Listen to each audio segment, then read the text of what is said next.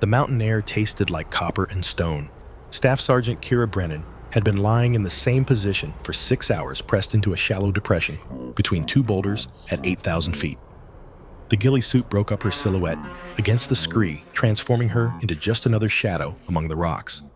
Through her scope, the compound below looked exactly like the intelligence briefing had promised, a cluster of buildings in a valley basin. Vehicles coming and going with irregular frequency. Men moving with the practiced economy of trained fighters. But something was wrong. Kira's instincts had been screaming at her for the past hour. The pattern of movement below didn't match insurgent behavior. Too organized, too disciplined. The vehicles were civilian models, but they moved in tactical formations. The fighters carried themselves like operators, not militia. Her radio crackled softly in her ear, the encrypted channel for ghost site operations. Her call sign was Alpha. Her mission was simple: observe and report. Do not engage. Do not reveal position. Do not exist. Ghost site operators were ghosts. They watched, they recorded, they disappeared. The program was so classified that most of the Joint Special Operations Command didn't know it existed. Even the intelligence they provided was sanitized before it reached operational units, stripped of any indication that human eyes had been on target. Kira adjusted her position by millimeters, easing pressure on her left hip. The M110 ESR rifle rested on its bipod perfectly still. Custom built to her specifications. Free-floating barrel. Schmidt & Bender optic with mil-dot reticle. Suppressor hand-fitted to reduce both sound and muzzle flash. The rifle weighed 11 pounds, but after 6 hours it felt like 50. She scanned the compound again, methodical and thorough. Her breath came slow and controlled. Heartbeat steady at 52 beats per minute. The meditation techniques they'd taught her at the schoolhouse in Nevada. The place that didn't officially exist. A voice crackled over a different radio frequency. Command net. Not encrypted for ghost site. She wasn't supposed to be monitoring it, but she'd learned long ago that rules killed soldiers. Overwatch Actual. This is TAC Operations. Confirm your position. TAC Ops Overwatch Actual. I'm established at Grid November Victor 7329. Visual on the valley approach. Something feels off about this insertion. Kira's breath caught. She recognized that voice. Colonel Garrett Dalton. Call sign Overwatch Actual. The man who'd trained half the Marine Scout snipers in the past 2 decades. The man who'd mentored Sawyer. Sawyer. The name hit her like a fist to the chest. 2 years hadn't dulled the edge of that loss. 2 years hadn't made the guilt any lighter. Overwatch Actual, your concern is noted. The operations officer replied, tone professionally neutral. SEAL element is green-lit for insertion. Intelligence assessment is solid. There was a pause. Kira could almost hear Dalton weighing his next words, calculating the cost of pushing back against command. TAC Ops, I'm reading the same intel you are, but ground truth doesn't match. Request hold on insertion until we can verify. Negative Overwatch Actual. Mission timeline is fixed. SEAL Team 7 is wheels up in 15 minutes. Another pause. Longer this time. Copy. Overwatch Actual standing by. Kira's stomach turned to ice. She'd heard this exact conversation before. Different voices, different operation. Same dismissal of ground truth in favor of intelligence assessments built by analysts who'd never seen combat. That conversation had killed Sawyer, the Hindu Kush, 2 years ago. Kira had been in position for 8 hours watching an extraction point. She'd seen the signs. Disturbed earth along the approach route. Fresh tire tracks where there shouldn't be any. Local civilians avoiding the area like it carried plague. She'd reported it. Every detail. Every warning sign. Command had overruled her assessment. The intelligence was solid, they'd said. The route was clear. The extraction would proceed as planned. Sawyer had died protecting her when the IED detonated. 5 bullets from the ambush that followed. She'd held pressure on the wounds, her hands soaked red, watching the light fade from his eyes, while he told her it wasn't her fault. But it was. She should have screamed louder, should have refused to follow orders, should have done something more than file a report that went ignored. After Sawyer's death, the after-action review had been brief and brutal. The official record stated that Staff Sergeant Kira Brennan had failed to identify threats in her sector, failed to provide adequate overwatch. The extraction route had been compromised by enemy action that she should have detected. The record was a lie. She'd filed a complaint, requested an investigation, pushed for truth. She'd been transferred to Ghost Site 2 months later. Solo operations. No team to risk. No one to lose. A punishment that looked like a promotion. Now, listening to Dalton's voice, being dismissed by command, she felt history preparing to repeat itself. Through her scope, she watched the valley floor. The approach route for the SEAL insertion. Her angle gave her a god's eye view of the entire basin. She could see what the men on the ground wouldn't. The positioning of vehicles, the spacing of fighters, the overlapping fields of fire from 3 different ridge lines. This wasn't a compound guarding a weapons cache. This was a killing box. Her radio crackled again. Ghost Site command frequency. Ghost Site Alpha, this is Control. SEAL element will be entering your observation zone in approximately 20 minutes. Maintain position, observe and report. Do not engage under any circumstances. Acknowledge. Kira keyed her mic. Control Alpha copies. Observe and report. No engagement. The words tasted like ash. She checked her rifle. 40 rounds across 4 magazines. The 300 Winchester Magnum cartridges were hand-loaded, built for consistency and accuracy. At these ranges with this rifle, she could reliably hit man-sized targets out to 1,200 meters. She'd made kills at 1,500, but she wasn't supposed to make any kills today. 20 minutes. Kira forced herself to breathe, forced herself to think tactically instead of emotionally. If the SEAL team walked into that valley, they'd be dead in minutes. 12 men, good men, men with families and futures. She could save them. All she had to do was break every rule of Ghost Site operations, reveal her position, compromise the program, end her career. Or she could follow orders, stay silent, watch 12 men die, and spend the rest of her life knowing she'd let it happen twice. The sun crawled across the sky. Shadows shifted in the valley below. Kira's hand stayed steady on her rifle, but her mind was a storm. 15 minutes. She thought about Dalton. The colonel had trained Sawyer personally, had recommended him for Scout Sniper School, had written the letter that got Sawyer into specialized operations. After Sawyer's death, Dalton had been the only senior officer to question the official narrative. He'd pushed for an investigation, had been quietly reassigned to an advisory role as a result. Now, he was out here watching another operation unfold with the same sick feeling in his gut. 10 minutes. Kira's radio traffic picked up. She could hear the SEAL team's helicopter inbound, the distinctive thrum of rotor blades echoing off mountain walls. They were coming in low and fast, using the terrain to mask their approach. It wouldn't matter. The enemy in the valley below wasn't reacting like insurgents, scrambling at the sound of helicopters. They were moving into preset positions, calm, organized, professional. They'd known the SEALs were coming. 5 minutes. Kira made her decision. She'd spent 2 years punishing herself for following orders when Sawyer died.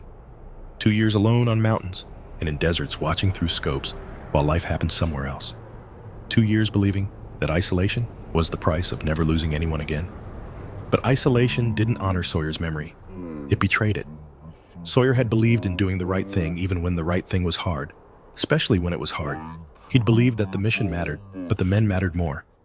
Kira's finger moved from the trigger guard to the trigger. Not yet. The helicopter came into view, a Black Hawk flying nap of the earth through the valley. It flared hard, touching down for exactly 8 seconds. 12 figures fast roped out, hit the ground in tactical formation, and the bird was gone. SEAL Team 7 was on the ground. Kira watched them move through her scope. Professional, disciplined, beautiful in their coordination. They advanced in a staggered column covering sectors, moving with the fluid grace of men who'd trained together for years. They had no idea they were walking into hell. The enemy let them get 100 meters into the valley before springing the trap. The first burst of gunfire came from the eastern ridgeline. PKM machine gun, Russian-made but ubiquitous in conflict zones. The distinctive sound of 7.62 rounds hammering out at 600 rounds per minute. The SEAL team reacted instantly, dropping into cover, returning fire, assessing the threat. Then the western ridgeline opened up. Then the southern ridge. Kira watched it happen with the detached precision of a sniper's eye. 3 machine gun positions, interlocking fields of fire. The SEALs were caught in a triangle with nowhere to go.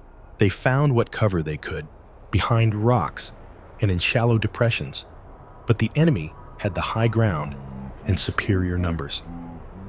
The radio exploded with voices. Professional training, fighting against the reality of being trapped. Contact east, heavy machine gun fire. Contact west, multiple hostiles. We're bracketed. They've got us in a fucking kill box. Hammer 1, this is Hammer 2-1. We need immediate air support. We are surrounded and taking fire from 3 positions. Hammer 2-1, Hammer 1.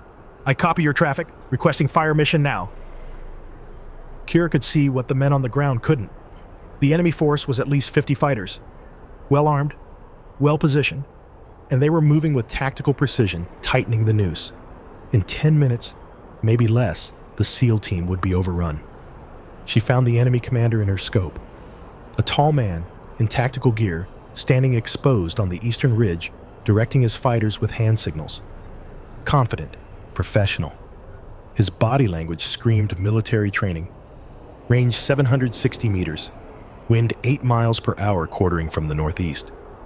Temperature 42 degrees Fahrenheit. Humidity low. Bullet drop at this range with her load approximately 7.3 mils. Wind drift 0.2 mils right. Kira centered the reticle on the commander's chest, adjusted for wind and elevation. The scope's crosshairs settled with the absolute stillness that came from thousands of hours of training. Her finger rested on the trigger. 2 pounds of pressure. That's all it would take. But once she fired, there was no going back. Ghost Sight would disavow her. Her career would be over. She'd face court-martial for disobeying direct orders. Sawyer's voice echoed in her memory. The last coherent words he'd spoken before the blood loss took him. Not your fault, Kira. You did everything right. Sometimes the system fails. Don't let it make you afraid to trust yourself. She'd trusted the system when Sawyer died. She'd followed orders, filed reports, played by the rules. The system had failed. She wouldn't make that mistake again. Kira exhaled halfway, held it. The world narrowed to the scope's view, the commander's chest, the crosshairs, the space between one heartbeat and the next. She pressed the trigger. The rifle bucked against her shoulder. The suppressor reduced the sound to a sharp crack instead of a thunderous boom, but it would still echo off the valley walls. Through the scope, she watched the commander's head snap backward. He dropped like a puppet with cut strings, dead before his body hit the rocks. The effect on the enemy force was immediate. Confusion rippled through their ranks. Men looked around trying to identify where the shot had come from. The disciplined assault faltered. Kira was already working the bolt, chambering another round. 39 left. She found her next target. The machine gunner on the eastern ridge, the one pouring the most effective fire onto the SEAL positions. He was partially concealed behind a rock barricade, but she could see his head and shoulders when he rose to fire. Range 820 meters, same wind, same temperature, different angle. She waited, patient. The machine gunner rose to adjust his aim. Kira fired. The gunner jerked sideways, his weapon clattering away. The machine gun went silent. 38 rounds. Third shot. The spotter on the western ridge who'd been directing mortar fire. She could see him crouched behind cover radio in hand, calling corrections. Range 880 meters. The wind had shifted slightly. She compensated. The spotter's radio call ended abruptly when the bullet found him. 37 rounds. The SEAL team's radio traffic changed tone. Confusion, mixing with desperate hope. What the hell, where's that coming from? Sniper. We've got sniper support. That's not one of ours. Wrong angle. Someone's shooting from the northern ridge. I don't care who it is. They just gave us breathing room. Hammer 1, we need to move while they're disorganized. The voice of the team leader cut through the chatter. Calm, authoritative, making decisions in the chaos. All elements, this is Hammer 1. Displacement by teams. Hammer 2-1, you're moving first. Northeast bearing 045 200 meters. There's a wadi that'll give us hard cover. Move now. Hammer 1. Hammer 2-1. Moving.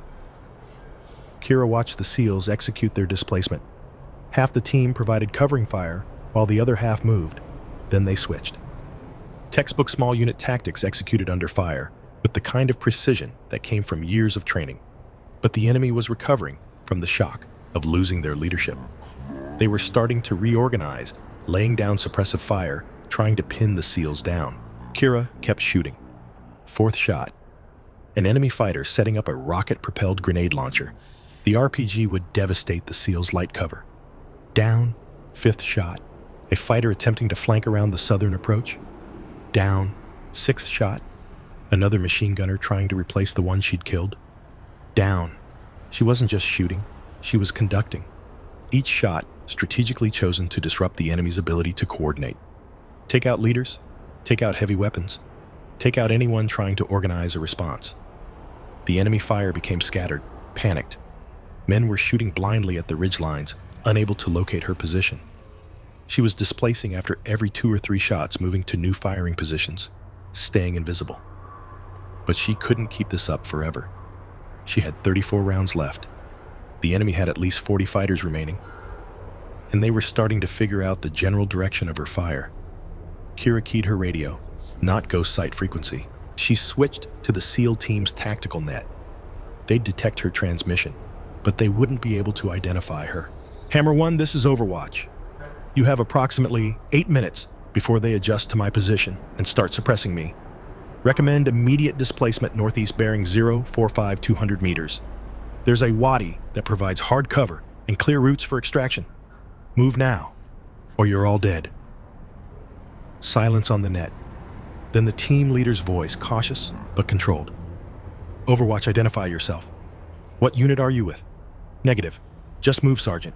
I'm the only reason you're still alive, and that window is closing fast. Another pause. She could almost hear him calculating, weighing the risk of trusting an unknown voice against the certainty of being overrun. Overwatch, we're moving to your recommended position. What's your ammunition status? Kira scanned the valley, counting targets, calculating how long she could maintain pressure. Low enough that you need to move fast. Copy. Hammer elements, you heard Overwatch. We're moving to the wadi northeast bearing 045. Overwatch, if you're out there, we need you to keep their heads down for the next 5 minutes. Copy that, Hammer 1. I'll give you what I can. Kira settled back into her rifle. The SEALs were moving now using the chaos she'd created, but the enemy was adapting. She could see fighters starting to coordinate again, organizing into fire teams, beginning a systematic sweep toward her general position. They were coming for her. She fired again and again, each shot precise, each shot buying the SEALs another few seconds. 29 rounds left. 28, 27. Through her scope, she watched the SEAL team reach the wadi. They disappeared into the cut in the terrain, finally gaining solid cover. But they weren't safe, just safer. And now the enemy force was splitting. 20 fighters maintaining pressure on the SEAL position. The other 20 turning their attention to the ridgeline. To her. Kira's radio crackled, Dalton's voice tight with concern. Any station, this is Overwatch Actual. Be advised, I'm monitoring enemy communications. They're conducting a search of the northern ridgeline. If there's a ghost site operator in the area, you need to displace immediately.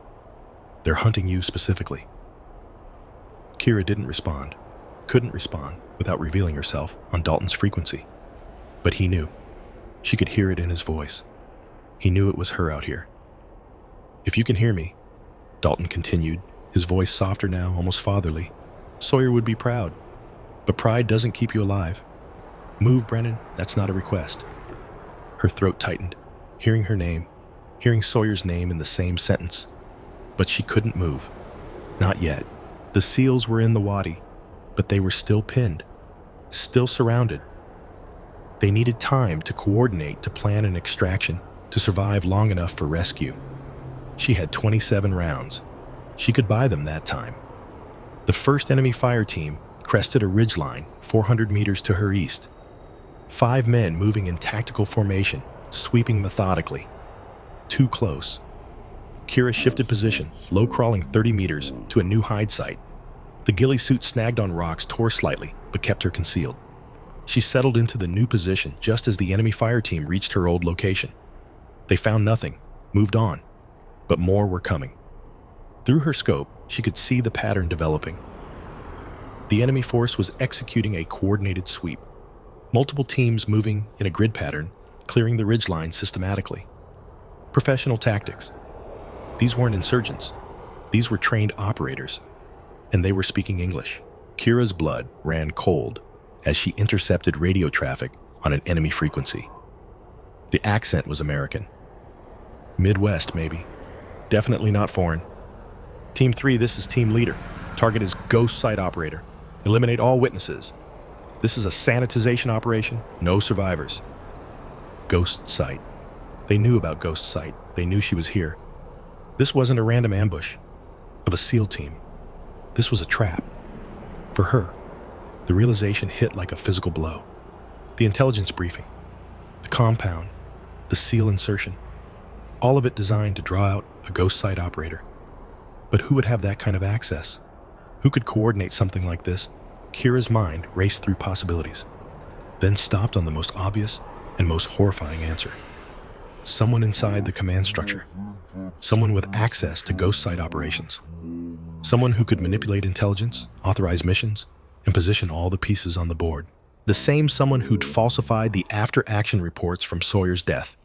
Down in the wadi, the SEAL team leader's voice crackled over the radio. Overwatch, this is Hammer 1. We're hearing enemy comms. They're talking about Ghost Site. They're hunting you specifically. What the hell is going on out here? Kira keyed her mic. The pretense was over.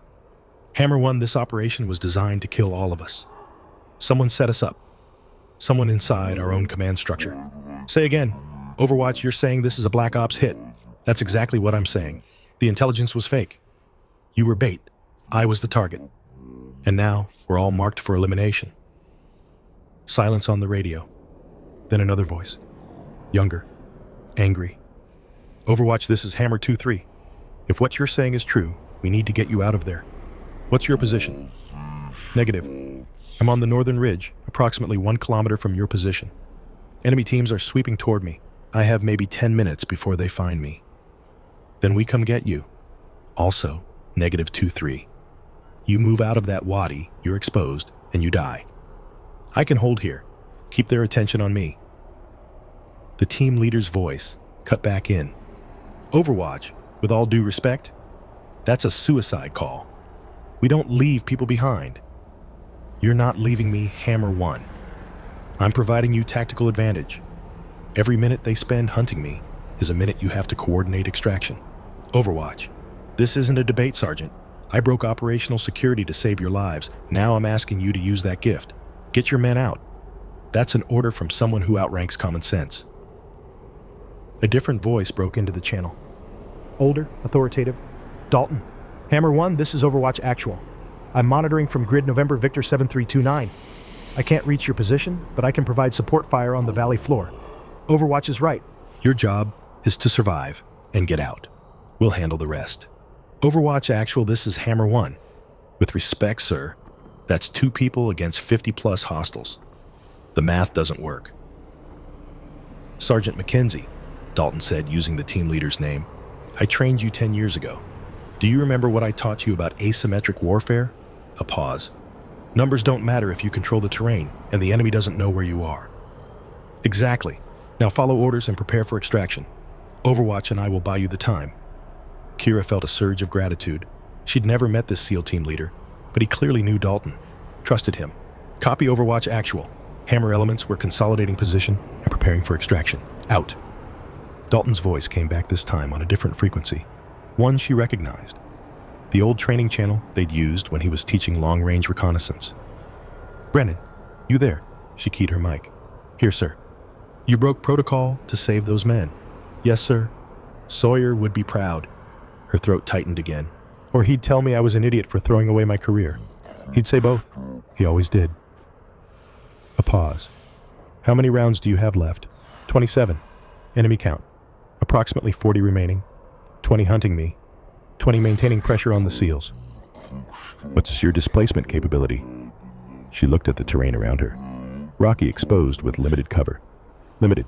They're sweeping in a grid pattern. Professional tactics. These aren't local fighters, Colonel. These are American operators. I know. I've been listening to their comms.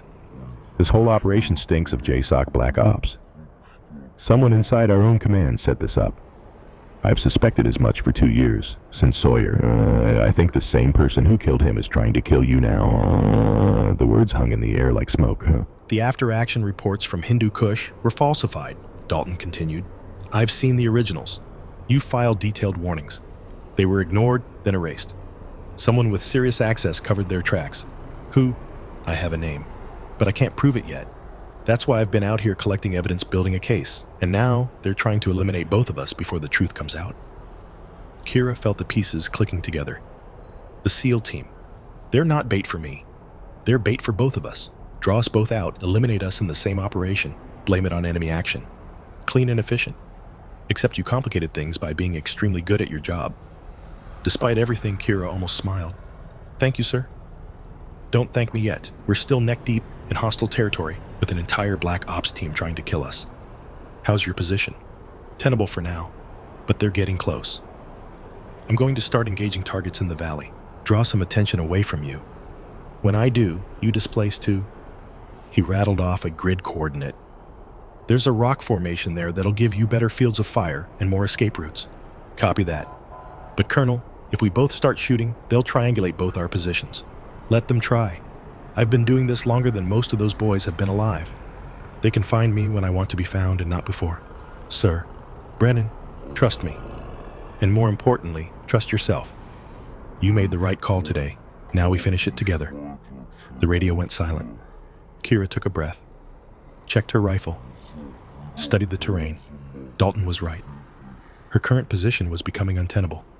She needed to move before the sweep teams boxed her in, but first she needed to thin their numbers. She found a target in her scope, one of the enemy fire teams moving carelessly now that they thought they had her sector pinned down. 27 rounds. She fired. 26. The shot echoed off the rocks. The fire team scattered, taking cover, trying to locate her position. She was already moving low and fast, using the terrain to mask her displacement. 30 seconds of sprint. Drop into new position, scan for targets. From across the valley, she heard the distinctive crack of Dalton's rifle. A different sound than hers. Older weapon. Probably an M40 from his Marine days. But just as effective. An enemy fighter in the valley below dropped. Then another. The enemy force was being hit from two directions now. Their sweep of the ridge faltered as teams diverted to deal with Dalton's fire. Kira used the confusion, fired twice more. Two enemy fighters hunting her went down. 24 rounds. She displaced again. Found the rock formation Dalton had indicated. It was perfect. Elevation advantage, multiple routes in and out, clear fields of fire on both the valley floor and the ridge approaches. She settled into position, controlling her breathing, forcing her heartbeat to slow. Through her scope, she could see the SEAL team in the wadi. They were organized now, coordinated, preparing defensive positions while they waited for extraction. Good men, professional, dedicated. They deserved to live. She'd made the right choice. Whatever happened next, she'd made the right choice. The enemy was regrouping. Kira could see it happening. The scattered fire teams consolidating, radio traffic increasing. They were adapting to the threat, reorganizing for a coordinated assault on both her position and Dalton's. This was about to get very bad. Her radio crackled. The SEAL team leader's voice. Overwatch Hammer 1. We've got a problem. Enemy forces are splitting. Looks like 20 moving on your position, another 15 heading toward Overwatch Actual. And the rest are preparing to assault our position. They're going to hit all three of us simultaneously. Copy Hammer 1. How long until your extraction? Command says 45 minutes minimum. We need to hold that long. 45 minutes. Kira had 24 rounds. Dalton had maybe 30 if he'd come out here fully loaded. The enemy had overwhelming numbers and the initiative.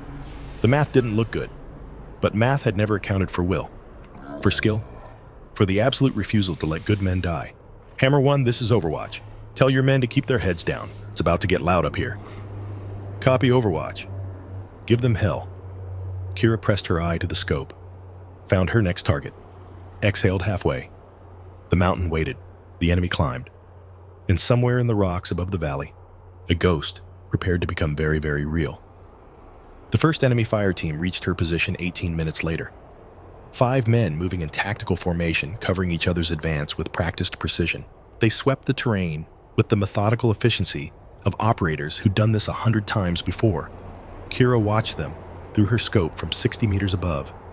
They were searching the wrong elevation, looking for a sniper who'd been in the position she'd abandoned 10 minutes ago. She let them pass. Ammunition conservation. 24 rounds for what might be hours of fighting. Every shot had to count. Her radio crackled. Dalton's voice calm despite the chaos. Brennan, I'm seeing 3 fire teams converging on your sector from the south. Approximately 15 hostiles. They're trying to box you in against the cliff face. I see them, sir. What's your status? Occupied. I've got my own dance partners. The crack of his rifle punctuated the transmission. Make that one less dance partner. These boys are good, but they're impatient. Keep making them react to you instead of the other way around. Copy that. She shifted position again, moving along a narrow ledge that ran behind a rock outcropping. The ghillie suit scraped against stone, leaving threads behind. Evidence of her passage. But she had no choice. Staying still meant death. Below in the wadi, the SEAL team had established a solid defensive perimeter. She could see them through gaps in the terrain. 12 men arranged in interlocking positions, weapons covering every approach. Professional, disciplined, waiting for extraction that was still 40 minutes away. The enemy force maintained pressure on their position, but cautiously now. They'd learned the cost of exposing themselves to precision fire from the ridges. The assault on the SEALs had become a siege, with both sides conserving ammunition and waiting for an advantage. That advantage was supposed to come when the hunting teams eliminated the snipers. Kira intended to disappoint them. She found a new firing position behind a cluster of boulders, elevated, concealed, clear sight lines on the approaching teams. She settled the rifle's bipod on rock, pressed her cheek to the stock, and began the ritual of controlled breathing that preceded every shot. The first team came into view at 400 meters, moving uphill toward her sector.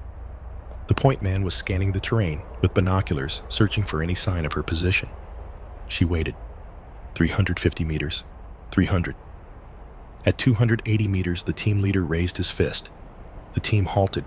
He was looking directly at her position, studying the rocks, trying to detect any anomaly in the pattern of light and shadow. Kira remained absolutely still. The ghillie suit broke up her outline. Her rifle was tucked into a natural depression in the rock. Even her breathing was imperceptible, controlled to the point of near suspension. The team leader lowered his fist, made a hand signal. The team began to move again, angling left away from her actual position. He'd missed her. She exhaled slowly. Let them pass, conserving ammunition for when it would matter most. But the second team wasn't as blind. She caught movement in her peripheral vision. Another fire team approaching from a different angle, higher on the ridge. They were above her now, looking down. One of them stopped, pointed. He'd seen something. Maybe a reflection. Maybe disturbed rock. Maybe just an instinct that saved lives in places like this. The team started moving toward her position. No choice now. Kira shifted targets. The pointing man first. He was closest to identifying her exact location. She led his movement, slightly compensating for the downhill angle. Fired. The man dropped. His teammates scattered, diving for cover. Weapons coming up. 23 rounds. She was already moving. The shot had revealed her general position. She had seconds before return fire started landing. Bullets cracked past her head as she scrambled along the ledge. Rock chips peppered her face. The ghillie suit snagged on a jagged edge, tearing a long strip from the arm. She yanked it free and kept moving. New position, behind a boulder, scanned for targets. The first fire team had reversed direction, climbing toward the sound of gunfire. The second team was pinned down, taking cover from her last known position. She had a narrow window, 2 shots, 2 targets, both from the first team. 21 rounds. Displacement again. Low crawl, now slower, but invisible.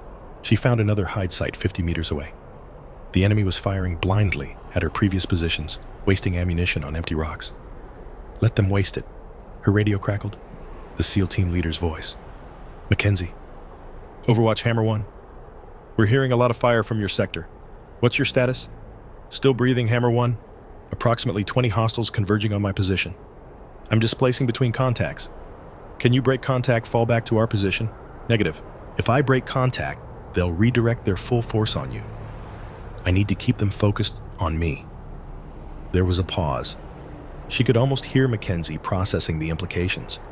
She was choosing to stay in danger to protect his team. Overwatch, that's not a sustainable tactical plan. You'll run out of ammunition before extraction arrives. Then I'll improvise. Hammer 1 focus on your sector. I'll handle mine. Another pause. Then quietly, copy Overwatch. Good luck. The hunting teams were reorganizing. She could see them through her scope communicating by hand signals now that they knew she was monitoring their radio frequencies. Smart, professional. But it also meant they couldn't coordinate complex maneuvers. She used that advantage. For the next 20 minutes, Kira became a ghost in truth, moving constantly, never firing from the same position twice, taking shots only when she had clean kills, then displacing before return fire arrived. 18 rounds, 15, 12, each shot precise, each movement calculated. The enemy was dying, but they weren't retreating. They were closing the noose, accepting casualties to narrow her room for maneuver. Her radio crackled again. Dalton this time. Brennan, I'm down to 8 rounds. These boys are persistent. Same, sir. 12 left. They're pushing hard. I've been monitoring their command frequency. They're bringing up reinforcements from the valley. Another 20 fighters. They're willing to take significant losses to eliminate us. 20 more fighters. Added to the approximately 25 still hunting her and Dalton against 2 snipers with 20 rounds between them. The math had been bad before. Now, it was catastrophic. So recommendations? Fall back toward the SEAL position. We combine forces, create a consolidated defense. It's our only chance. If we do that, we lead the entire enemy force directly onto the SEALs. If we don't, we die separately, and they assault the SEALs anyway. At least this way, we add our rifles to the defense. He was right. She knew he was right. But the thought of leading 40-plus fighters directly onto 12 men made her stomach turn. Colonel, there might be another option. I'm listening. The Serpent's Throat. I mapped it during my initial reconnaissance. Narrow ravine 2 kilometers north. It channels into a series of choke points. Perfect defensive terrain. If we can lead the enemy through there, we can bleed them at every turn. A pause. Then, show me the route. She rattled off grid coordinates from memory. The terrain features, the angles of fire, the positions where a small force could hold against a much larger one. It's risky, she finished. Long movement through exposed terrain, but once we're in the ravine, we control the fight. And if they catch us in the open during the movement, then we die tired instead of rested. Despite everything, Dalton laughed. A short, grim sound. Sawyer always said you had a dark sense of humor. He taught me. That he did. Another pause. All right, Brennan. Your plan, your lead. I'll coordinate with Mackenzie. Move on my signal. Kira took a breath, checked her rifle, studied the terrain between her position and the ravine. 2 kilometers of broken rock, sparse vegetation, and minimal cover. It would be the longest 2 kilometers of her life. Dalton's voice came back. Hammer 1 Overwatch actual. Be advised, we're relocating to alternate position at grid coordinates. He transmitted the location of the Serpent's Throat. Prepare to displace on our mark. We're going to draw the enemy into a terrain advantage. Mackenzie's voice responded skeptical, but professional. Overwatch actual. That's a significant movement through contested ground. What's the extraction plan from that location? The ravine exits at a plateau suitable for helicopter landing. We defend the ravine until extraction arrives, then fall back to the LZ. Copy. We'll follow your lead. A pause. Overwatch Hammer 1. You still with us? Kira keyed her mic. Still here, Hammer 1? You've burned a lot of ammunition keeping these people off us. What's your count? 12 rounds. Silence. Then, we're carrying extra 300 Win Mag for our designated marksman. If you can reach us, we can resupply. Relief flooded through her. Copy that, Hammer 1. Moving to your position now. Overwatch actual will provide covering fire for Overwatch's movement. Stand by. The next 5 minutes were a masterpiece of small unit coordination. The SEAL team laid down suppressive fire on the enemy positions in the valley, forcing them to take cover. Dalton engaged targets of opportunity from his position, drawing attention to the eastern ridge. And Kira moved like smoke flowing from cover to cover, invisible in her ghillie suit, working her way down toward the wadi. She reached the SEAL position, breathless but intact. Hands reached out to help her over the last rocks, pulling her into the defensive perimeter. Overwatch, welcome to our little party. She looked up into the face of Sergeant First Class Thorne Mackenzie, 34 years old, according to her pre-mission briefing. Hard face weathered by a decade of special operations. Eyes that assessed her with professional respect. rather than surprise. "You're younger than I expected," he said, "and smaller. The rifle does most of the work." The ghost of a smile crossed his face. Then he was all business. "We've got your ammunition. Corporal Webb, get Overwatch resupplied." A younger SEAL appeared at her side, pressing magazines into her hands. Fresh rounds, clean brass. She loaded her rifle with the practiced efficiency of muscle memory. 20 rounds, plus her remaining 12. 32 total. Better. "Colonel Dalton is providing Overwatch from the Eastern Ridge," Mackenzie said. "He'll start displacing once we begin movement. The plan is to move in 2 elements. My first squad leads, finds the route. Second squad follows with you providing rear security. Third squad stays with Lieutenant Walsh as rear guard." Kira looked around the position. The SEALs were efficient professional, already preparing for movement. But she caught hostile glances from one direction. Lieutenant Deckard Walsh stood at the edge of the perimeter, watching her with barely concealed anger. 31 years old, Sawyer's friend from Budsess training. The man who'd blamed her for Sawyer's death for 2 years. Their eyes met. Neither looked away. "We need to talk," Walsh said, "after this is over. If we survive, I'll tell you whatever you want to know. I already know what I need to know. I just need to hear you say it." Kira felt the weight of those words. 2 years of guilt pressing down on her shoulders. 2 years of carrying Sawyer's ghost. "Fair enough." Walsh hesitated, then reached into his tactical vest and pulled out a waterproof tablet. "I wasn't going to show you this until after, but if we die out here, you deserve to know the truth." He powered it on. A document filled the screen. Communications logs, timestamps, her own words preserved in digital amber. "I hacked the classified servers after Sawyer died, spent 6 months digging." His voice was tight. "I found the originals before they were altered." Kira looked at the screen. Her warnings, clear, explicit, time-stamped hours before the extraction, and then the altered versions. Her concerns erased, her protests deleted. "I blamed you for 2 years, Walsh said quietly. "I was wrong." "Who did this?" Walsh scrolled to another document. An authorization signature. Major General Marcus Kane. "He overruled your warnings, falsified the reports, and according to intercepts Dalton's been collecting, he authorized today's operation." Walsh met her eyes. "Sawyer's death, this ambush. It's all him." 2 years of guilt. 2 years of carrying a burden that had never been hers.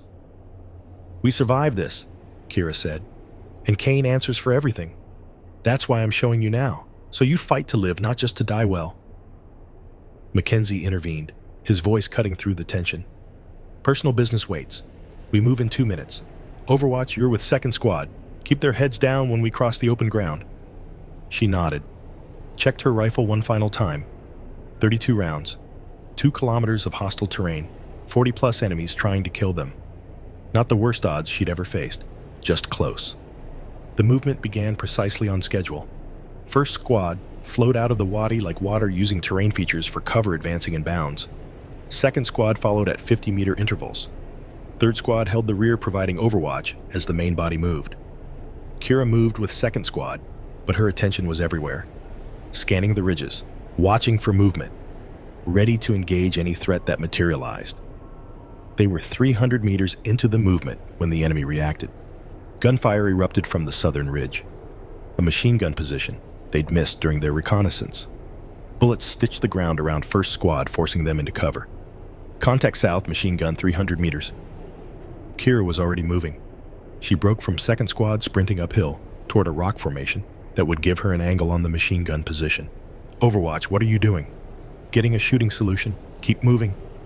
She reached the rocks, threw herself down, brought the rifle up. The machine gun was well positioned, concealed in a natural bunker of rocks, with only the weapon and the gunner's upper body visible. Range 420 meters. Uphill angle. Crosswind. The gunner was pouring fire onto first squad's position, keeping them pinned. If they stayed pinned too long, the enemy hunting teams would catch up. Kira took a breath, adjusted for wind, centered the reticle on the small target presented by the gunner's head and shoulders. Fired. The machine gun went silent. 31 rounds. Guns down. Move. First squad exploded from cover, continuing their advance. The formation flowed forward, using the momentary confusion to gain ground. But the enemy was adapting. More fire came from multiple directions. The hunting teams from the ridge had reached engagement range. The running battle that followed was brutal and chaotic. The SEALs moved and shot, covering each other's displacement with disciplined fire. Kira floated between positions, taking precision shots at any target that threatened the formation. 29 rounds. 27. 25. They reached the mouth of the serpent's throat with half their ammunition gone and 2 SEALs carrying minor wounds. Behind them, the enemy force was consolidating, preparing for pursuit. But now, the terrain was on their side. The ravine cut through the mountain like a wound carved by ancient water. 50 feet across, at its widest point, narrowing to shoulder width in places. Walls of jagged rock rose 30 feet on either side. Perfect for defense. Lethal for attackers. First squad, take point, Mackenzie ordered. Find us defensible positions. Second squad, start laying claymores at the primary choke points. Third squad, your rear guard until we're all in. Kira climbed to an elevated position on the ravine wall. 8 feet up, wedged into a crack in the rock. She had clear lines of fire on the ravine entrance and the approach beyond. Any enemy force trying to enter would have to pass through her sights. Dalton's voice crackled over the radio. I'm at grid coordinates, November Victor 7542. I have overwatch on the ravine entrance from the eastern ridge. Enemy force is approximately 5 minutes behind you. 40-plus fighters confirmed. Copy actual. We're setting up defensive positions now. Brennan, you reading me? Here, sir. Good shooting out there. Sawyer would be impressed. He'd say I wasted too many rounds. He probably would. That was his way. A pause. I'm going to start engaging when they reach the ravine entrance. Between the 2 of us and the SEAL team, we should be able to attrit them significantly before they close distance. Copy. I'm in position, ready to engage on your command. The weight stretched. Kira controlled her breathing, monitored her heart rate, entered the calm space that preceded combat. The first enemy fighters appeared at the ravine entrance. They moved cautiously, now aware that they were entering a kill zone. Fire teams advanced in bounds, using cover, intelligently scanning the walls for threats. Professional, disciplined, deadly, but not deadly enough. Dalton fired first. His shot echoed off the ravine walls, dropping the point man of the lead fire team. Kira fired a heartbeat later. Second man down. The formation scattered. Fighters dove for cover, returning fire blindly at the ridges. But they couldn't locate either sniper. The muzzle flash from Dalton's rifle was masked by distance. Kira's suppressor reduced her signature to almost nothing. The SEALs held their fire, waiting, conserving ammunition for when the enemy pushed into the ravine itself. 5 more shots from the ridges. 5 more bodies. The enemy commander made a decision. Kira could see him through her scope, a burly man in tactical gear coordinating his teams with hand signals. He ordered smoke. Grenades arced through the air, trailing colored fog. The ravine entrance disappeared behind a wall of obscuring smoke. The enemy used the cover to advance, pushing into the narrow terrain. They're in the ravine, Mackenzie reported, preparing to engage. The claymores detonated.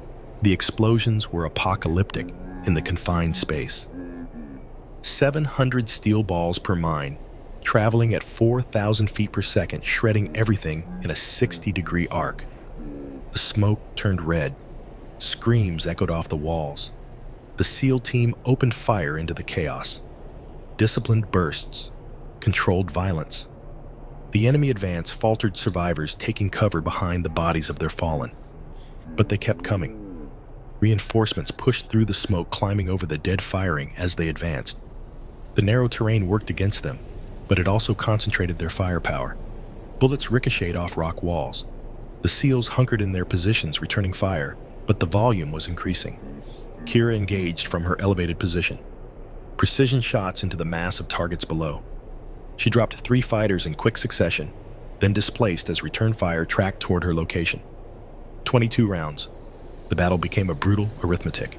Every SEAL bullet had to count. Every sniper round had to kill. The enemy could afford losses. They couldn't. Mackenzie's voice came over the radio, calm, despite the chaos.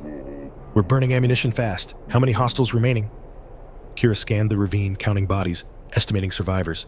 Approximately 30 still mobile. They're regrouping for another push. Time to extraction. 25 minutes. They needed to hold for 25 more minutes. With dwindling ammunition against 30 determined fighters, the math was still bad, but it was better than it had been. The enemy's second assault came 10 minutes later. This time, they advanced behind a wall of covering fire from the ravine entrance. Machine guns suppressed the SEAL positions while fire teams pushed forward in short rushes. Kira took out the machine gunner. Dalton killed his replacement. A third man grabbed the weapon. Kira shot him too. 19 rounds. The enemy reached the second choke point. The SEALs there fell back to prepared positions, fighting a retreat that cost the attackers 3 more dead. But one SEAL went down, clutching his leg. His teammates dragged him back, leaving a trail of blood on the rocks. "Man down," Walsh's voice over the radio. "Torres is hit, through and through on the thigh. He's stable but immobile." "Get him to the rally point," Mackenzie ordered. "Doc, take care of him. Everyone else tighten the perimeter." The fighting compressed. The ravine funneled the battle into an increasingly narrow space. Bodies piled at the choke points. The walls echoed with gunfire and screams. Kira dropped from her elevated position. At this range, with this many targets, she needed to be mobile. She moved through the ravine like a shadow, taking shots of opportunity, disappearing before a return fire could find her. 16 rounds? 14. 12. A burst of gunfire came from her right. Close. Too close. An enemy fighter had worked around the flank, climbing the ravine wall to get above the SEAL positions. Kira pivoted, brought her rifle up, fired from instinct rather than calculation. The fighter fell, but his shot had already left the barrel. She felt the impact before she heard the crack, something hitting her like a hammer blow. Her shoulder exploded with pain. She dropped behind a rock, gasping, looked down at her left shoulder. Blood was soaking through her ghillie suit. The bullet had punched through the meaty part of the deltoid missing bone, but tearing muscle. Not fatal, but her left arm was compromised. She could still shoot. The rifle was braced against her right shoulder, but any movement that required both arms was going to hurt. "Overwatch status report." Dalton's voice concerned. She keyed her mic, fighting to keep her voice steady. "I'm hit. Left shoulder, still operational." "How bad?" "Bad enough. But I've got 11 rounds left, and I'm not wasting them." A pause. Then quietly, "Sawyer would tell you to fall back." "Sawyer's not here." "No, he's not." Another pause. "Make them count, Brennan." She pressed a field dressing against the wound with her left hand, biting back a scream as the pressure sent agony radiating through her shoulder. Tied it off awkwardly one-handed. The bleeding slowed, but didn't stop. No time to worry about it. Through the pain haze, she forced her scope steady one more time. The enemy was regrouping. And there, directing them with precise hand signals, stood their commander. She'd avoided looking at him directly until now, some instinct warning her away. The scope brought his face into sharp relief. American features, professional bearing. And on his forearm, visible, where his sleeve had torn a tattoo, JSOC insignia, Delta Force variant. Her blood turned to ice. She knew that face. Sawyer's photographs, the pictures he'd kept from his early Delta days before transferring to reconnaissance. Captain Cole Mercer, the man who'd fed the false intelligence, the man who'd been on the ground in the Hindu Kush, the man who'd walked away while Sawyer bled out in her arms, Kane's fixer, the one who did the dirty work. "Mackenzie?" Her voice came out ragged through the radio. "The enemy commander, American, former Delta, name is Cole Mercer." Walsh's voice cut in sharp with recognition. "Mercer. He was Sawyer's teammate before he went contractor. He's the one who got Sawyer killed, fed the bad intel, and now Kane sent him to finish the job." Silence on the net. Then Dalton's voice, cold as mountain stone. "Brennan, make it count." She would. She moved back into the fight. The enemy's third assault was desperate. They'd taken too many casualties to continue the attrition game. Now they charged, accepting losses to close distance, trying to overwhelm the SEAL positions through sheer numbers. Mackenzie's voice cut through the chaos. "Hold the line. Extraction is 15 minutes out." 15 minutes. An eternity in close combat. Kira fired until her magazine ran dry. Reloaded with her last full magazine. Fired again. 8 rounds. 5. 3.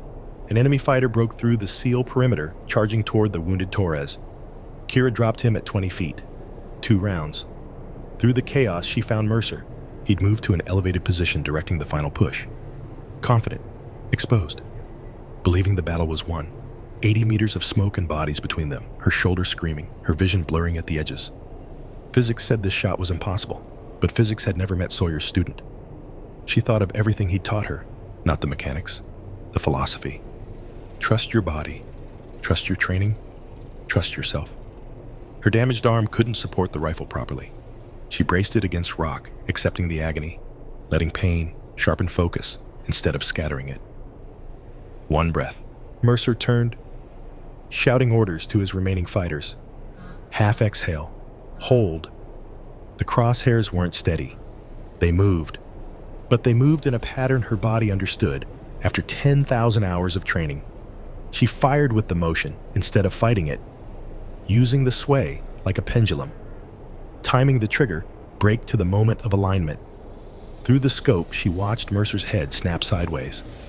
He dropped, dead before he hit the ground. The impossible shot. The shot Sawyer always believed she could make. Target down. Her voice was barely a whisper. Mercer is dead. One round left. A fighter appeared on the ridge above RPG launcher on his shoulder, aiming at the clustered SEALs. Their last desperate play. Kira swung her rifle up, ignored the fire in her shoulder, found the target. Last round. Last chance. She fired. The RPG gunner fell. His weapon discharged harmlessly into the sky. Empty rifle, empty magazine, but alive. And Sawyer, finally avenged. Around her, the battle was reaching its crescendo. The SEALs were fighting hand to hand in places, carbines becoming clubs, combat knives flashing in the dim ravine light. Then finally, the distant thunder of rotor blades. Extraction inbound ETA 2 minutes. The enemy heard it too. Their assault wavered. The prospect of helicopter gunships arriving changed the arithmetic completely. A voice echoed through the ravine. American accent, commanding. All units fall back, disengage, fall back to rally point. The enemy started retreating, pulling back through the bodies of their fallen, running from the approaching extraction. Kira slumped against a rock, her rifle empty, her shoulder on fire. Around her, SEALs were checking wounded, securing the perimeter, preparing for extraction. They'd held. Against impossible odds with dwindling ammunition, they'd held. Mackenzie appeared beside her. His face was streaked with dirt and someone else's blood, but his eyes showed only concern. Overwatch, you're hit, I noticed. Can you move? She tried to stand, made it halfway before her legs threatened to buckle. Mackenzie caught her, steadied her. Lean on me. We're getting you out of here. The others are being handled. You're my priority right now. He helped her toward the extraction point. You saved a lot of lives today, Brennan. Whatever else happens, remember that. The helicopter touched down on the plateau. A Black Hawk rotors thundering. But something was wrong. Kira's instincts screamed before her conscious mind caught up. Wrong call sign on the fuselage. Crew with weapons hot instead of medical gear ready. Pilot's body language, aggressive, predatory. Mackenzie. Her voice cut through the rotor wash. That's not our bird. The door gunners opened fire. SEALs scattered, diving for cover. Bullets stitched the ground where they'd been standing moments before. One man went down, clutching his arm. Return fire! Mackenzie roared. Aim for the rotors! The SEALs responded with disciplined fury. Rounds sparked off the helicopter's armor. Walsh got a burst into the tail section. Smoke began trailing from the damaged rotor assembly. The pilot made a decision. The Black Hawk lurched, banked hard, and broke off the attack. It limped away over the ridge, trailing black smoke, disappearing into the mountains. Kane's final play. Kill them during rescue. Blame it on enemy action. No witnesses. But it had failed. Mackenzie did a rapid head count. Anyone hit bad? Minor wounds only, Walsh reported. We got lucky. That wasn't luck. That was Brennan. Mackenzie looked at her with something approaching awe. How did you know? Wrong details. Too many wrong details. She slumped against a rock, exhausted beyond words. Kane's thorough, but he's not perfect. 20 minutes later, the real extraction arrived. Correct call signs. Crew who knew their names. Medics already prepping for casualties. Kira was loaded onto the bird with the other wounded. The medic started working on her shoulder, immediately cutting away the blood-soaked ghillie suit. Through and through, he reported. Muscle damage, but no arterial involvement. You're lucky. Lucky. She didn't feel lucky. She felt empty, drained, but alive, and for the first time in 2 years, at peace. Through the helicopter's open door, She watched the ravine fall away as they climbed. The serpent's throat choked with bodies and spent brass. A killing ground where good men had done terrible things to survive. Dalton's voice crackled over the radio one last time. "Brennan, you there?" She keyed her mic. "Here, sir." "Good work today. Get patched up. We're not done yet." She leaned back against the helicopter's bulkhead, closing her eyes as the medic worked on her shoulder. Not done yet. The battle was over. But the war, she suspected, was just beginning. The hospital room at Walter Reed smelled of antiseptic and recycled air. Kira had been staring at the same ceiling tiles for 3 weeks, memorizing the pattern of water stains and fluorescent light fixtures. Her shoulder was healing well, according to the surgeons. The bullet had torn through muscle, but missed the bone and major blood vessels. Physical therapy would restore full function within 6 months. 6 months seemed like a lifetime. The debriefings had been brutal. Intelligence officers cycling through her room in shifts, asking the same questions from different angles, probing for inconsistencies in her account. She'd told them everything. The ambush, the enemy communications, the American accents, the sanitization operation designed to eliminate ghost site witnesses. They'd listened. They'd taken notes. They'd promised investigations. She didn't believe any of it would matter. The door opened. Kira expected another intelligence officer, another round of questions. Instead, Colonel Garrett Dalton walked in, dressed in civilian clothes, carrying 2 cups of coffee. He looked older than she remembered from their brief radio exchanges. 58 years of hard living etched into his face. Gray hair, cropped short in the military style he'd worn for 3 decades. Eyes that had seen too much death to be surprised by anything. But there was warmth there too. A kindness that his gruff exterior couldn't quite hide. "You look like hell, Sergeant." "Thank you, sir. You look like you've been living in a cave." He smiled, handing her one of the coffee cups. "Close. Congressional testimony. Same lighting, worse company." Kira took the coffee gratefully. Hospital coffee was terrible. This was only slightly better, but the gesture mattered. "How's the shoulder?" "Functional. Another few weeks, and I'll be cleared for light duty." "Good." He pulled a chair close to her bed and sat down heavily. "Because we have things to discuss. The investigation." "What investigation?" His voice carried an edge of bitterness. "As far as official records are concerned, SEAL Team 7 encountered a well-organized insurgent force during a routine reconnaissance mission. Casualties were sustained, but the team was successfully extracted. There is no mention of ghost site, no mention of American contractors, no mention of sanitization operations." Kira felt her stomach drop. "They're burying it. They're trying to. But I've been doing this long enough to know how to protect myself."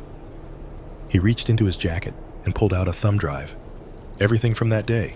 Communications intercepts, satellite imagery, after-action reports that contradict the official narrative.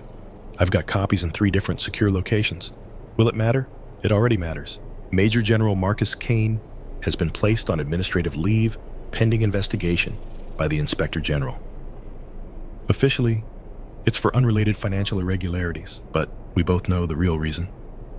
Kane, the name hit her like a physical blow. He's the one. He ordered the operation. He authorized the mission that killed Sawyer.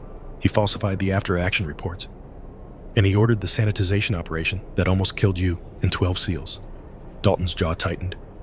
I've been building this case for 2 years, collecting evidence, connecting dots. What happened in those mountains gave me the final pieces. Will he face justice? Congressional hearings are happening behind closed doors, the kind that don't make the news but end careers. Kane's looking at early retirement at best. Criminal prosecution at worst. He paused. It's not enough. It'll never be enough. But it's something. Kira thought about Sawyer. About the way his blood had soaked into the Afghan dust. About the promises she'd made over his body.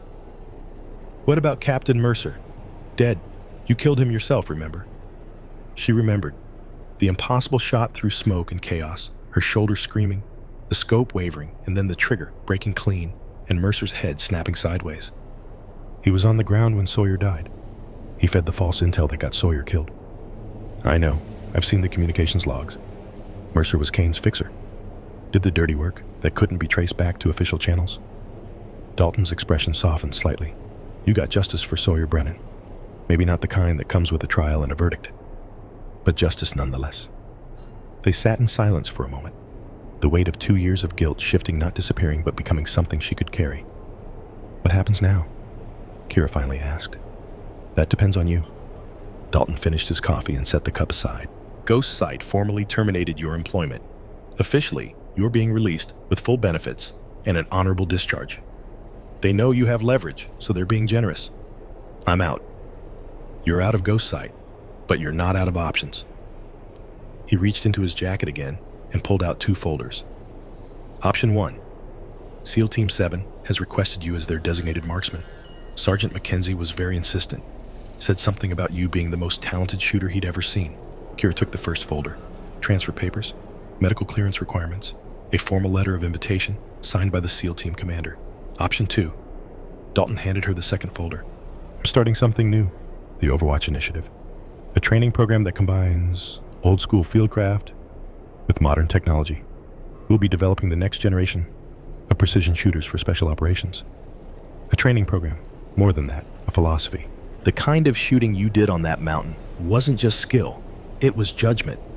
Knowing when to break protocol, when to trust your instincts over your orders.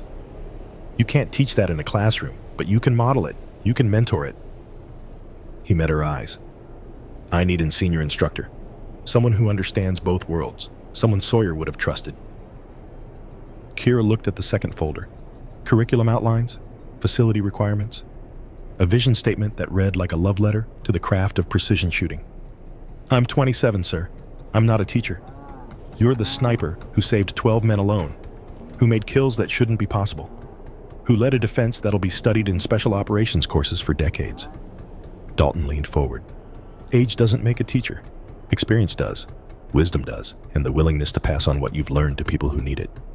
She thought about Sawyer, the way he'd taught her, patient and demanding in equal measure, always pushing her to be better while making her believe she already was. Sawyer was a teacher, she said quietly. He just didn't know it. He knew. That's why he recommended you for advanced training 3 years ago. He saw what you could become. He just didn't live long enough to see it happen. The words hit her somewhere deep, a validation she hadn't known she needed. I need time to think. Take all the time you need. Both offers will be waiting when you're ready. Dalton stood up, straightening his jacket. But Brennan, whatever you decide, remember something. You're not the same person who lay on that mountain 2 years ago watching Sawyer die. You've grown, changed, become something he always knew you could be. Honor that growth by moving forward, not back. He left her alone with the 2 folders and a decision that would shape the rest of her life. The beach at Virginia Beach stretched out under a gray November sky. Kira stood at the edge of the sand, watching SEAL Team 7 run their morning PT. 12 men moving in formation, their cadence calls echoing across the water. She'd been discharged from Walter Reed a week ago. Her shoulder still ached in the cold, but the physical therapists had cleared her for light activity. Soon she'd be cleared for full duty, if she chose to pursue it. The team finished their run gathering at the water's edge to cool down. One of them noticed her standing at the parking lot edge and jogged over. Lieutenant Deckard Walsh, Sawyer's friend, the man who'd blamed her for 2 years. You came. I said I would. Walsh stopped a few feet away, catching his breath. The hostility she'd seen in the ravine was gone, replaced by something more complex. Respect, maybe, or the beginning of it. We need to talk, he said. About Sawyer. Yes, we do. They walked along the beach, away from the team. The sand was cold and wet beneath their feet. The ocean churned gray and restless. I blamed you, Walsh said finally, for 2 years. Every time I thought about him, I blamed you. I know. The official reports said you failed, said you didn't identify the threats, said he died because you weren't good enough. Kira stopped walking, turned to face him. The reports were lies. I filed warnings, detailed warnings. They were ignored by command and then erased from the record. I know that now. Walsh's voice was heavy with regret. Dalton showed me the original communications logs. Everything you reported, everything they buried. He looked out at the ocean. I spent 2 years hating the wrong person. You didn't know. I should have asked. Should have dug deeper. Should have trusted that Sawyer wouldn't have partnered with someone who'd let him down. He turned back to her.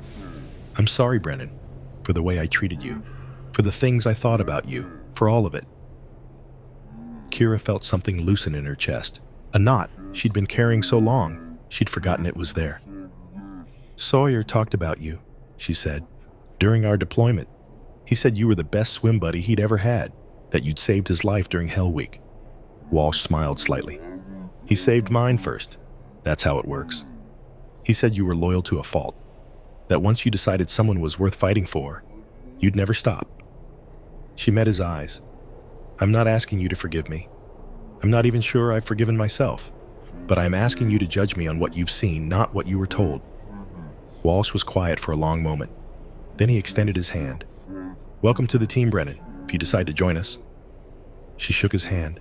The grip was firm, genuine. Still deciding? Take your time. But for what it's worth, Sawyer would want you here. He always said you were the best shooter he'd ever seen. Said you just needed to learn to trust people as much as you trusted your rifle. That sounded like Sawyer. Direct, honest, cutting straight to the heart of things. They walked back toward the team. Sergeant Mackenzie had finished his cooldown and was watching their approach with professional interest. Walsh giving you the recruitment speech? Something like that. Mackenzie nodded. He's not wrong, we could use you. But I'm not going to pressure you. You've earned the right to make your own choice. Colonel Dalton offered me a position too, training instructor for his Overwatch initiative. I heard. Mackenzie's expression didn't change. That's a good offer. Important work. The colonel knows what he's doing. But you're 27 years old, and you're one of the best shooters I've ever seen. Training's valuable, but there's something to be said for staying sharp in the field while you're at your peak. He shrugged. That's my bias talking. Ignore it if you want. Kira looked at the team gathering behind him. 12 men who'd fought beside her in that ravine, who'd trusted her with their lives, who'd welcomed her, despite the fact that she'd started as an unknown voice on a radio. Then she looked out at the ocean, at the horizon where sky met water, at the endless possibility stretching in all directions. Her phone buzzed. A text from Dalton. Have you decided yet? She typed back. Still thinking. Take your time. The offer stands. A second text followed immediately. Sawyer would want you to choose what makes you complete, not what makes you safe. That was the question. Wasn't it what made her complete? For 2 years, she'd chosen isolation. Solo operations. No team to risk. No one to lose. It had felt like protection, like armor against the pain of losing someone again. But armor was heavy and lonely, and it didn't stop the pain, just delayed it. Sawyer had understood that. He'd always worked with a partner, always trusted someone to watch his back. Even when that trust had cost him his life, he'd never regretted it. Not your fault, he'd said at the end. Don't let this make you afraid to trust. She'd been afraid anyway, for 2 years. Maybe it was time to stop. Kira pulled out her phone and called Dalton. He answered on the first ring. Brennan, I've made my decision. I'm listening. I'm joining SEAL Team 7, but I have a condition. A pause. Go on. I want to teach too. Part-time instructor for the Overwatch initiative. I'll work with the SEALs on operations, but between deployments, I'll help you train the next generation. Another pause. Longer this time. Then Dalton laughed. Sawyer said you'd find your own path, said you never did anything the easy way. He knew me pretty well. He did, and he was right about you. Dalton's voice carried warmth despite the gruff delivery. I'll make it work with Mackenzie. You'll be splitting time between operational and training duties. It'll be demanding as hell. You up for it? Kira looked at the SEAL team, at Mackenzie and Walsh, at the men who would become her brothers. Then she looked at the horizon, at the future she was finally ready to embrace. I'm up for it. 6 months later. The training range at the Overwatch Initiative facility stretched across 300 acres of Virginia countryside, mountains in the distance, forest covering the lower elevations, and at the center, a complex of buildings dedicated to turning good shooters into great ones. Kira stood behind a young SEAL candidate watching him struggle with an 800-meter shot in shifting wind conditions. His name was Petty Officer Second Class Marcus Webb, 23 years old, promising shooter, impatient as hell. "You're fighting the wind," she said calmly. "Stop trying to predict it. Read it. Feel it. Let your body adjust naturally." Webb lowered his rifle, frustration evident. "I've been trying to read it for an hour. It keeps shifting." "That's what wind does. You can't control it. You can only respond to it." She knelt beside him, pointing at the distant target. "What do you see?" "I see a target I can't hit." "Look again. Not at the target, at the space between you and the target. The grass, the dust, the heat shimmer." Webb looked, his brow furrowed. "The grass is moving different about halfway, like there's a second wind current." "Good. What does that tell you?" "That my ballistic calculator is giving me bad data because it only accounts for wind at my position." "Exactly. So what do?" Webb thought about it, then raised his rifle again, making adjustments to his aim. "I compensate for both currents. Split the difference." "Show me." He fired. The bullet flew true for 600 meters, then curved slightly, riding the second wind current and struck the target dead center. Webb lowered his rifle, staring at the hit. "I made the shot. You made the shot." Kira allowed herself a small smile. "Now do it again. And again, until your body knows what to do, without your brain having to figure it out." "How long does that take?" "Longer than you want, shorter than you think." She stood up, brushing dirt from her knees. "That's enough for today. We'll pick up tomorrow at 0600. Webb gathered his equipment and headed for the barracks. Kira watched him go, remembering when she'd been the student instead of the teacher. When Sawyer had stood behind her, offering the same patient guidance she now offered others, the circle completing itself. Footsteps approached from behind. She knew the sound.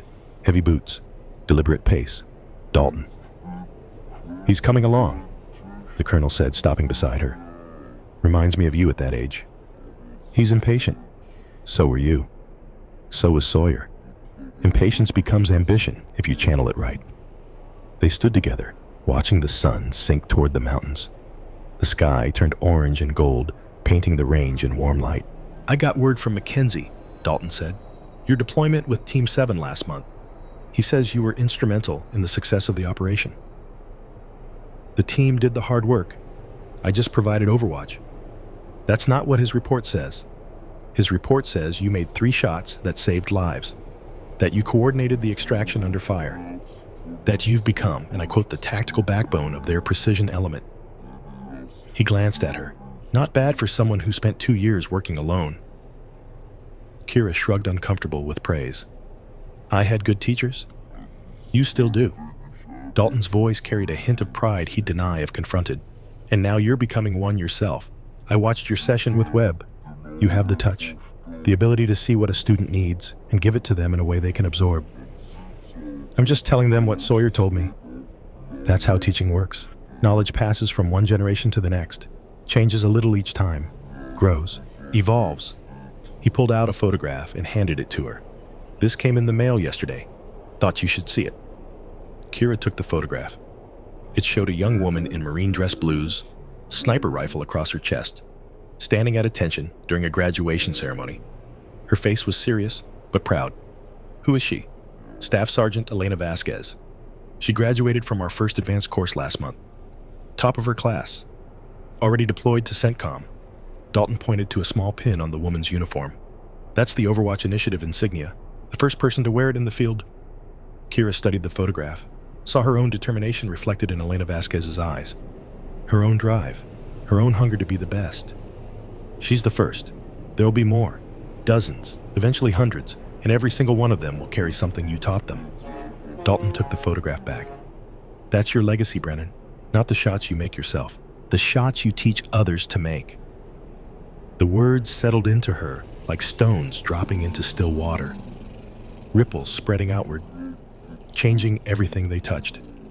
"Sawyer would be amazed," she said quietly. "Sawyer would be proud. There's a difference." Dalton turned to leave, then paused. "I'm having dinner with some old friends tonight, Marines from my Desert Storm days. You're welcome to join us if you want." "Thank you, sir. But I have papers to grade." He smiled. "Papers to grade. Listen to yourself. 6 months ago, you were a lone wolf. who couldn't stand being in the same room with other people. Now you're grading papers and teaching classes and becoming part of something bigger than yourself. People change. The good ones do. He walked away, boots crunching on gravel. Don't work too late. You've got a live fire exercise in the morning. Kira watched him go, then turned back to the range. The sun had set completely now, leaving the sky painted in shades of purple and deep blue. Stars were beginning to emerge, pinpricks of light in the vast darkness. She thought about the path that had brought her here, the mountain in Afghanistan where Sawyer had died, the 2 years of isolation that followed, the mountain in Colorado where she'd broken every rule to save 12 men, the choice between staying safe and becoming complete. She'd made the right choice. She knew that now. But the journey wasn't over. It never really was. There would always be another student to teach, another operation to support, another shot to make when everything hung in the balance. That was the life she'd chosen, the life Sawyer had prepared her for without either of them knowing it. She pulled out her phone and looked at the photo she'd saved as her wallpaper. 3 images arranged side by side, Sawyer smiling in his ghillie suit, taken during their last deployment together. Dalton and Sawyer, mentor and student, photographed at a range day years ago. And the newest edition, Kira and Webb, taken after his first successful long-range qualification, teacher and student. The circle continuing. She traced Sawyer's image with her finger. I kept my promise, she whispered. I didn't let anyone else die because I stayed silent, and I'm making sure others won't either. The night air was cool against her face. The stars continued to emerge, filling the sky with ancient light. Somewhere in the barracks, young men and women were sleeping, resting before another day of training, another day of learning to be guardians. She'd become what Sawyer always knew she could be, not just a sniper, not just a soldier, but a teacher, a mentor, a bridge between generations of warriors. The best snipers don't just take shots, she thought.